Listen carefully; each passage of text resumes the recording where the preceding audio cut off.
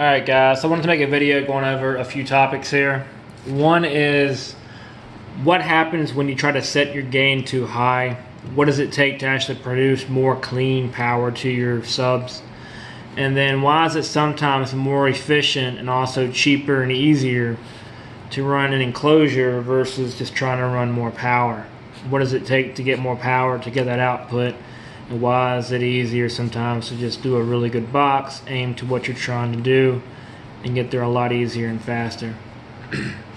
So I first wanted to graph a sub here. This is a pair of Sundown SA12s, very common.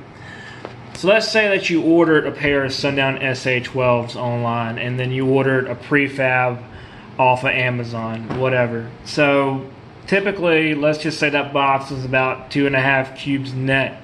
Net volume is what's left inside of the enclosure after the subs, after the port, any bracing. The physical volume inside of the box after everything else is your net volume. And the fact that most of your prefabs and stuff, especially from the local stores and stuff and all that, aren't that large. After subs, especially subs nowadays, are pretty large and take a lot of volume inside of boxes versus subs years ago. And you know, that's mainly due to like stronger baskets, larger motors, better motor strength and all that, which is good, but you know, they're going to take up more volume inside your box. So let's say that you ordered a basic prefab offline, and that would be this white line here. This would be about 2.5 cubes, say at 38 hertz. Some are tuned probably higher than that.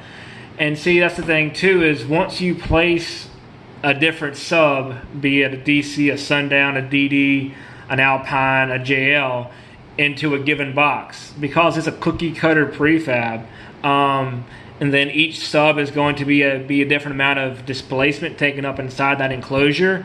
Each sub, because it changes the volume a little bit each time, would actually be tuned different for each sub.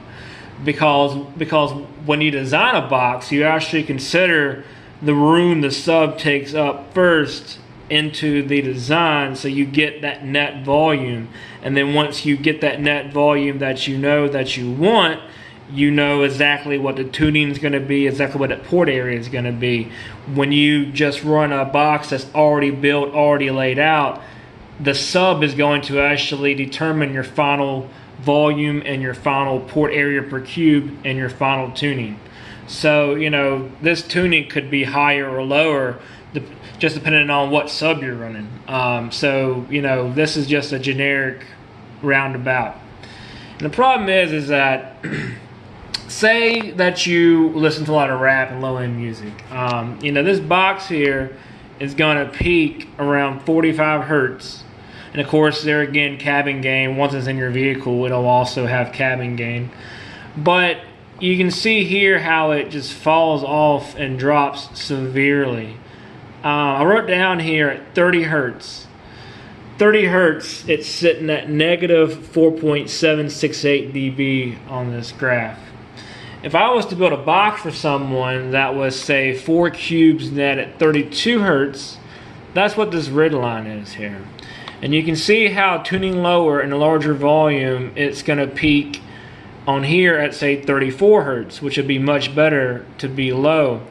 And at 30 hertz on here, I wrote it down, it's sitting at 1.265 dB. So the difference between, say, a prefab you would order online and an aftermarket custom built enclosure, if you know, getting loud and low was your goal, it's a 6 dB difference. Now, when you talk about power, if you double power, say you go from 1,000 watts to 2,000 watts, or 2,000 watts to 4,000 watts, when you double power, that's 3 dB. Now, this is on paper. Theoretically, real world, be a little bit different, because you got to factor on if that's at 25 hertz or 50 hertz, the subs, the box, the efficiency, all that will play into it. If you're running a bandpass wall, or if you're doing a sealed box, you know, that's going to be a little bit different. But theoretically, on paper, when you double power, you get a 3 decibel increase. Also, when you double cone area, say you went from 112 to 212 or from 212s to 412s, when you double cone area, you can also gain 3 dB, 3 decibels. Again, when you double your cone area, more than likely you're going to be doubling power or at least increasing power, and then you're also going to be increasing your box size, net volume, port area. So then theoretically you might get more than 3 decibels increase by doubling cone area because of everything else that follows. But on paper, theoretically, when you double cone area or double power, it's a 3 dB increase. So the difference between these boxes, say you're running the same amp and the same subs. You're running a 2000 RMS amp, a good one that does real power, and a pair of Sundown SA12s, and you're running one in a prefab, one in a custom enclosure, you're looking at a 6 decibel difference in output just because of the box. And so you would have to go from, say, running that 2000 RMS amp 2 to 4 to 8. You'd have to double power twice, which you couldn't do. But you'd have to double power theoretically 2 times to 8,000 watts to get this 30 hertz to be as loud as it would be in his prefab. Very, very unrealistic. Not going to happen. Now, like I talked about in the other video, if you were to increase this line across your bandwidth, and you brought this line up from here up to here, the rest of this line would follow suit. So this entire graph here would also increase 6 decibels across. So then you would be much louder because of that power, of course. But, you know, there again, you can't run 8,000 RMS to a pair of 750 RMS subs. You know, there again, the point is that if you were trying to get low with whatever subs you're running, whatever brand, whatever, you know, that you choose to run, the box can make a huge difference in output. 6 decibels is massive. And so what happens is people, they don't know this. This isn't common knowledge. You go to a local stereo shop, you order stuff on an online website. No one's telling you this, you know. You buy it, you hook it up, and then you're like, man, it ain't hitting the lows like I want. And I mean, in real world, it's because of the box. But say you don't know that. You don't know that. So what do? Well, oftentimes people will turn up the gain on the amplifier. Because, let me draw and kind of break this down real simple. Say you have a CD player in your car. Some kind of a media player. You know, something that your music comes off of. Well, that's going to come from a source. Either your cell phone, you know, it's going to come from, say, you know, whatever, a CD, if you still play CDs, whatever. You're going to have some kind of a media source that's going to your head unit. It could be a factory head unit in your car, an aftermarket CD player, whatever you're using. Now, this is going to provide an AC current, AC. Now, if you're running from a factory deck, you have speakers in your car, and then you're probably tapped into one of these to a line-out converter. And all that's doing is taking this low-level AC current and it's boosting it to a higher level AC current. Or say that you have an aftermarket head unit, and this is a 4-volt, a 2-volt, a 5-volt, whatever pre-outs on the back of your head unit that you plug in your RCAs into. And then you're going to run these RCAs either from your head unit or if you had a line-out converter, because you're running a factory deck, you run that to an amplifier. The amplifier's job is, all right, your car runs on DC current, a battery. And people run 14 volt, 16 volt, 18 volt systems aftermarket, but real world, most of us here are running a 12 volt system in our car, and the alt is going to charge around 14 volts, maybe 13.8 to 14.4, give or take, some higher, some lower. And so the alt supplies that charge to the battery, and then the battery is DC current, and that provides power to your amplifier. Now, DC current is direct current, What that means is that this power will always be a positive number. Even if battery's dead, going bad, whatever, it might be reading 10 volts, 11 volts, whatever like that, but it's still a positive number. There's never a negative. AC current is alternating current, which means that it's going to have, it's a sine wave. It's going to change polarity. It's going to be positive, negative, positive, negative. It's a sine wave back and forth. That's why your subs and your speakers and your tweeters and all that stuff move back and forth, because of your AC current. Now a good example of AC current is your household sockets on your wall. You plug in stuff in your walls.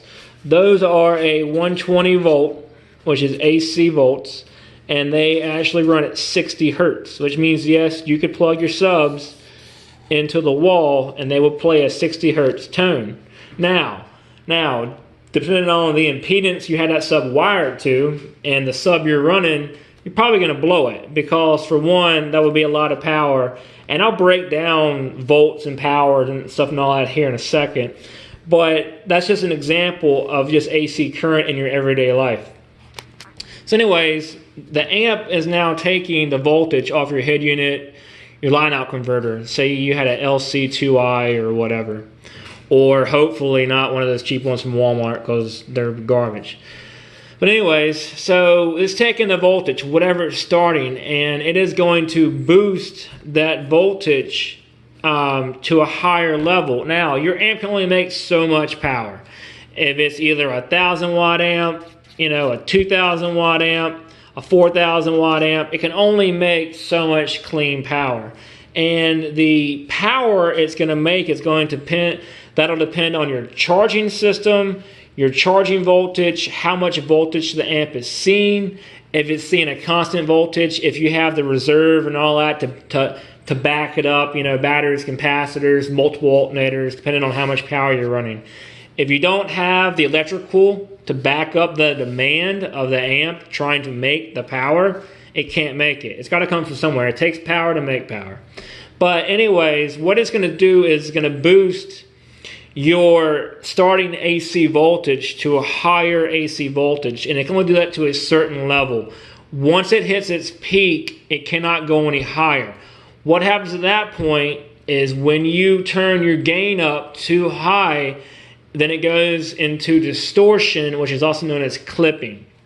So let's say that you had a 1,000 RMS amp, and that amp, to make 1,000 RMS at 1 ohm, would have to produce 31.6 volts cleanly. And so you have rails in your amplifier, positive, negative. This would be the middle here, theoretically.